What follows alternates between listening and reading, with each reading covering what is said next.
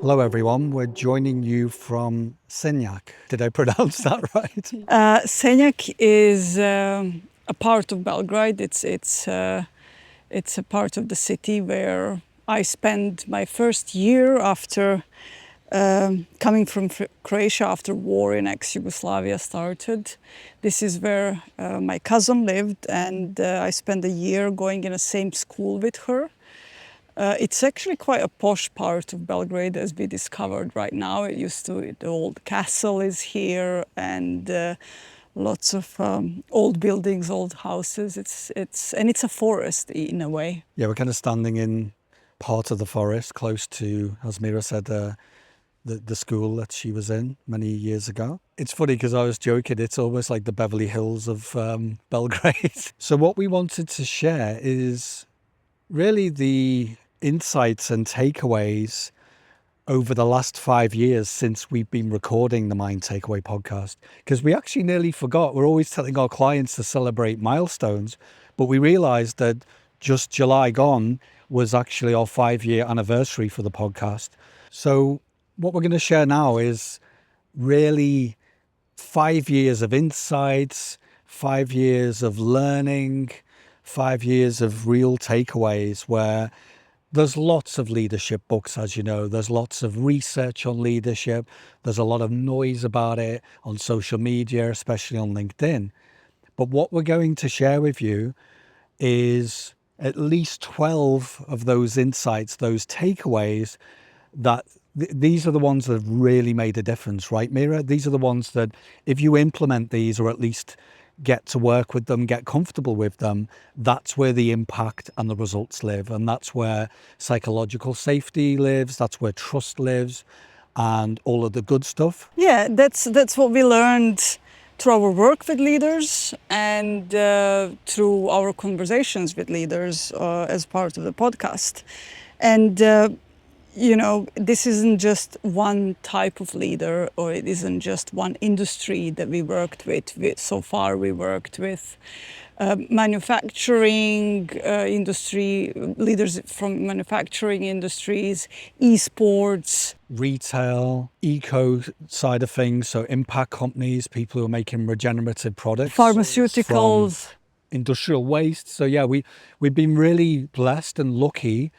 And I guess it links into some of our past experience just to be able to work in lots of, I guess, a diverse selection of industries. So, okay, we'll kick off the first one. And again, these are in no particular order, just to be clear. They're just coming out of our head and the minimal prep that we've done. Even though it sounds like, we've had feedback, which is very nice to say that we prepare so deeply for each episode. I mean, we know what we're talking about, but quite often it just comes out. Yeah, it comes out as is. So the first one is, it's not so much about your individual achievements as a leader. It's more about the wider purpose, your actual team, your company, the goals, the mission. And definitely the most important is aligning to that purpose. Because quite often leadership looks like a very egotistical power trip type thing. You get promoted to boss and suddenly you have all the decision-making power and it's a me situation. Yeah, and leadership, from what we learned so far, is quite opposite of that. Leadership isn't about you as a leader.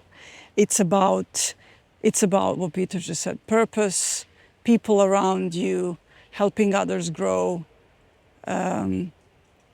and definitely isn't about you. It looks like, from the outside, if you look at leaders who have become visible, leaders who've done something big, if you look at explorers, if you look at it looks like, because they are in a visible part, it looks like that it's about them, but that's a byproduct of them working towards something else, something that isn't them, something that they're part of, and visibility and them being talked about is a byproduct of their work, not who they are.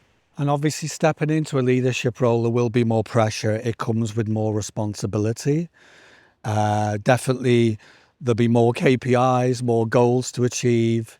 And with that responsibility, could be that you have to look after a team of people. But what that means is that when you get that extra responsibility, and we'll talk about this later on, whether it's this episode or the coming episodes, is that that isn't taken on just your head only. So when you take on that extra responsibility of looking after a team, looking after the department, you could be looking after the whole company, you could be the CEO top down. What you need to do is that, when people say divide and conquer, what they really mean is it's divide up the work and work out who the people in your team work out in your team who is the talented people, who are the people with the experience and the skills to be able to take on some of that role, some of your roles, some of that responsibility. And again, it's not shaking responsibility, far from it. So what we mean by that is, it's deciding how can we achieve this mission? How can we achieve this set of goals? How can we achieve this purpose together? And I think that goes well into the second one, which is human connection. And also, just before we close on the first one, it is once we overcome our ego and we understand that leadership isn't about us, everything else that Peter and I will be talking further ties into that. It's much easier to do everything else as a leader if it's not about you. So always remember it. So the second one is human connection. And this is about your ability to connect with other people that you're working with, cultivate lasting relationships that are non-toxic. I'll come on to that in a minute. But it's really about looking at human connection as something that can dictate your impact and results as you go forward as a leader. And it really will either allow you to go forward or it will inhibit your ability to be able to collaborate and work together for like I said before, the wider shared purpose or mission. I think we've got a woodpecker above us. Hello. It is ability to connect with people. Again, transcendence ego. It is something that it is your ability to be being attacked by a wasp. The beauty of recording in the nature. Our ability to connect with other people on a human level, beyond how they look like, where they come from. It is accepting people who they are, it is accepting ourselves, who we are, and taking that from there, because your connection, your communication, your direction as a leader, your direction in which you're leading your team will be dictated by the quality of connection you have with people around you. People often ask us the question, why should I spend so much time cultivating relationships? I'm already the boss. I can do whatever I want, kind of thing. Well, what I would say to that is that if you want to get stuff done, if you really want to collaborate at a deep level, if you really want to have impact and get results, how do you cultivate a good relationship, a lasting, non-toxic relationship? It's a two-way street. If you can see a way forward where you can help another department, help another team, help a colleague, help a peer, why would you not do that? Because there's never a waste of time. If you help people and pay it forward, later on, it could be a year, it could be 6 months, it could be a week in the distance. It always pays off to do it. And it's never been a waste of time for me. And as leader, developing relationship between yourself and team members or people around you will also help your team members develop and create relationships, deep human connection between themselves. So you will have really strong team. And we've seen this happening just now and what the impact it has on the performance. So we've seen this recently happening with one of our clients that we are working. We're working with the head coach of one esports team. And by developing relationships between team members, by them connecting with each other on a deep human level, the result of it was going from a rookie team, going from a underdog to actually going on to the world championship in a span of in a really short period of time, just by making that change. Yeah, so this esports team, you could arguably say they've on record they've been one of Europe's most successful teams. For as Mira said, due to changes in the industry, merging with another team, you could say they were a rookie team, but they've absolutely outperformed and surprised and shocked and confused the other teams in the League of Legends. We can say that at least. And yeah, as Mira said, when they learned to connect at a human level, that's when trust was cultivated between each other, whether it's the head coach, the support staff, the actual players. And once they were able to trust each other, but not just saying it out loud, they experienced trust on a deeper level while they were in game. And that's, I would hazard a guess, that's what led to them to be able to beat their opponents. And now they're in worlds, which again, we're not experts in esports, but I'm told that worlds is, the highest level you can compete at, because as far as we know, in our limited experience of esports, they're competing against the Asian teams, the European teams, that's like the top level. So the third one we wanted to share is the ability to be able and open to change your mind. And this is a really difficult one, because as much as I'll tell people that I'm flexible, I'm a coach, I am open, probably more open than, the general. However, I can still be stubborn and I don't want to be wrong or change my mind, or I want to stick to what I was doing before, even though it probably isn't serving the business, serving me, that kind of thing. But if you're able to open your mind, to be able to change your mind, be open to different opinions, diverse opinions, opinions that are not, you're not used to growing up. They might not be part of your value system. So it's not easy, even for us, if we hear a completely different opinion and I'm not like, yeah, I'm not sure about that. It's still worth some mileage to listen to that individual, especially if they're one of your colleagues, if it's your boss, if it's one of your team members, because where a lot of the answers to some of the most complex problems live is amongst these diverse opinions that can trigger you as well and make you feel uncomfortable. And it's this willingness to be wrong. No one likes to be wrong. I get pissed off just like everyone else if I've got it completely wrong, and it will happen from time to time. Just to be clear, if you're in a leadership role, if you've got that responsibility and there's that much complexity around you, you will make mistakes, you will be wrong, but that's okay. Because again, if you're connecting with your team, if you're listening to the diversity of thought, then you're more likely to find the answer you want. And it's okay in a controlled way to say in clarity with your team, hey, I'll put my hand up. I was actually wrong. Sorry about that. Let's work on a new solution. Actually, I think the solution's in the team. Let's collaborate. And it takes courage, but we'll come on to that in a minute.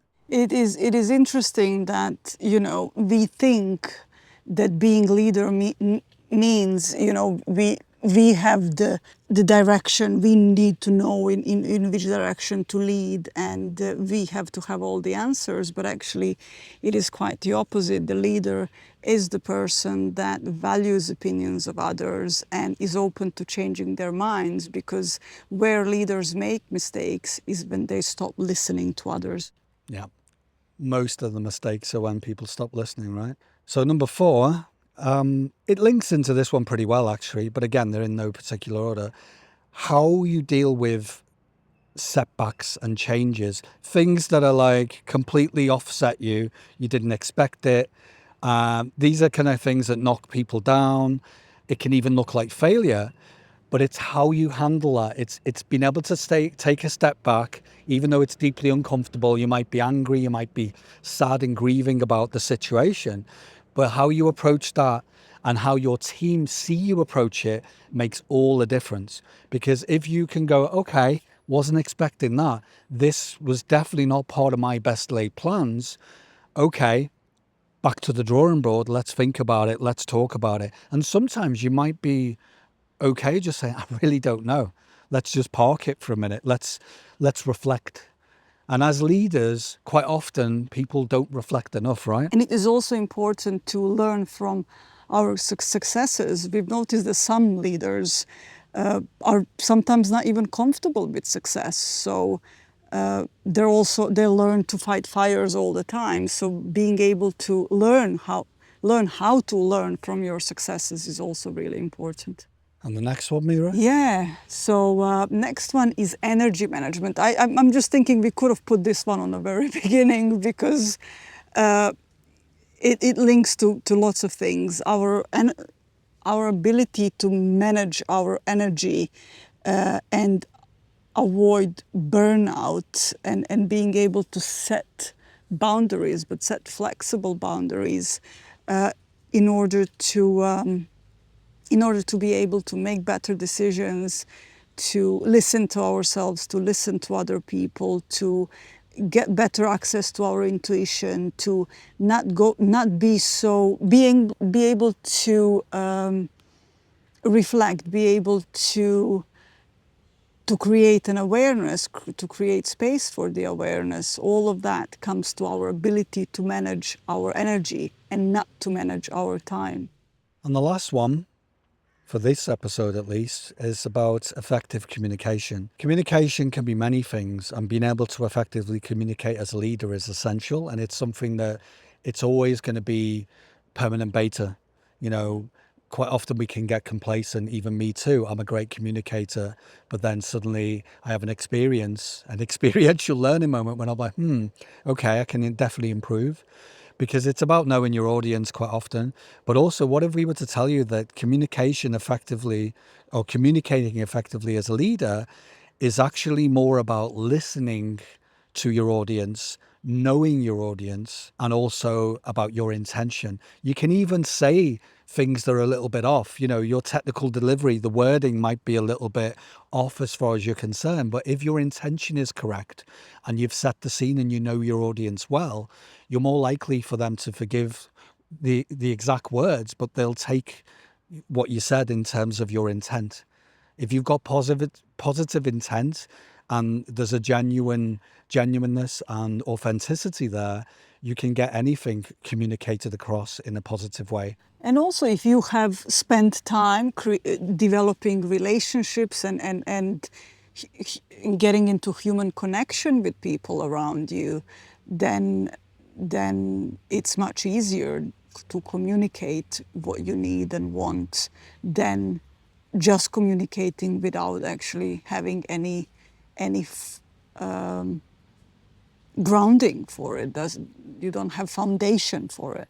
Yeah, and it's interesting. This is the intercultural piece as well. That many times in my career, because I've been blessed to be put into some challenging situations, but lucky enough to be able to work with people from all over the planet in the past. But it really was challenging because there is a cultural shift. You know, there are cultural norms that, like it or not, they do appear, and there are different grades. You know, it's a sliding scale, so they're not as obvious as they can be. They can be quite subtle, but sometimes, you know, more in the Asian culture, they're used to, especially in Japan and places like this, they're used to communicating where there's an assumption that you fill in the gaps yourself. Whereas me being British or the Americans are on the other end of the spectrum, where if they communicate something, it's so explicit, every detail is in there like you're a baby. And if you communicate that to the wrong audience, so if you've got a team based in Japan and they don't know you and you don't already have permission to communicate like a Westerner, it will fall short straight out the gate. Yeah. So it's Be offending as well. Yeah. So it's just knowing your audience. And once you've already got to know them and you've spent time with people and you're communicating with the right medium, it is okay to communicate in a very explicit way if you've got permission, because they already have trust and credibility with you. There's already psychological safety. And like we said before, you can get away with being a bit off because they would already fill in the gaps, knowing that you had a positive intent. They already have had discussions. And actually, a lot of communicating, whatever it is, it's actually doing the groundwork before. It's setting the scene with the team, making them a bit more malleable, a bit more pliable. So when you end up doing, some kind of slide back presentation or delivering something from the leadership team, the team won't feel a disconnection, because if they have trust with you, you're more likely for them to be more curious and listen at a deep enough level where they get it. And if they don't get it, the good news is if they feel safe around you, they'll probably ask you questions. And that's the thing. It's knowing that, okay, have I delivered that well? Do I think that the people I'm communicating to have understood my message? How can I check that my message has been understood and it's actually, have I landed the plane correctly, so to speak? Yeah, it's not about doing a perfect piece of communication and using perfect words and so that everybody understands you, because it's actually not possible. What constitutes a good communication is being able to check in with people and see what they understood, repeat things, and also creating kind of space where people are able to come to you and say, this doesn't sound right, or I didn't understand that. Can we talk about it? Yeah. So I think we'll leave it there for this one. There's 6 insights, 6 takeaways, so to speak. And yeah, as always, let us know if you've got any questions or you want to give us any feedback about these. And we'd love to know if these are useful, because honestly, these are absolute tangible things that have had impact in our careers, but also crucially with our clients. These are the things that once our clients implement them and they work with them and they get comfortable, that's where the results and impact live. So yeah, thanks for Thanks for listening. listening. Bye. Bye. Bye.